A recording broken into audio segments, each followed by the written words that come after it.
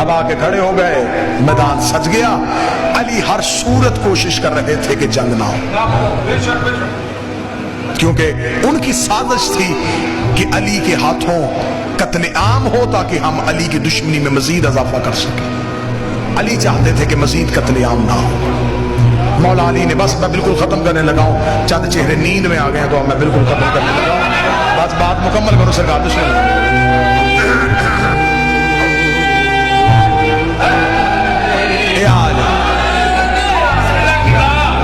مولا نے بسم اللہ سرکار بادشاہ حسین عزت دے، مولا نے جناب حسن کو بھیجا۔ حسن جا کے سمجھا گیا۔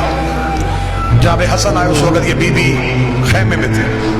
حسن نے آگے کہا میرے بابا علی نے مجھے بھیجا ہے، بابا جنگ نہیں کرنا چاہتے، بابا چاہتے ہیں کہ آپ واپس مدینے خیر و خیریت سے عافیت سے چلے جائیں، یہ گروہ آپ کو اکسا رہا ہے۔ انہوں نے کہا نہیں، میں ہر صورت میں جنگ کروں گا۔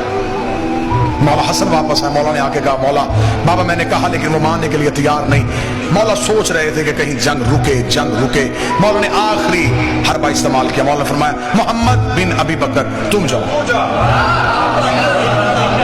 جب محمد بن ابی بکر گئے تو کتابیں کہتی ہیں کہ ان کے خیمے کے باہر دو سپاہی کھڑے تھے پہرا دینے کے لیے۔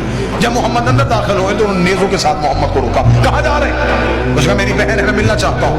انہوں نے منع کیا ہے کہ محمد بھی آئے تو مجھ سے ملنے کی اجازت نہیں ہے۔ محمد بن ابی بکر نے دروازے سے کہا میں بھائی ہو کے ملنے آیا ہوں اور آپ نے سپاہیوں کے ذریعے مجھے روک دیا ہے۔ انہوں نے اندر بیٹھے ہوئے کہا تو میرا کوئی بھائی نہیں ہے، اگر تو میرا بھائی ہوتا تو میرے لشکر پہ ہوتا، تو علی کے لشکر پہ نہ ہوتا۔ جملے محمد بن ابی بکر کے نہ ہو، میں اپنی گردن کا لہو دوں۔ محمد بن ابی بکر کا کس بھائی ہونے کا فائدہ اٹھا رہی ہے؟ تیرے جیسی ہزار بہنیں ہو، میں علی کی نوکری سے قربان۔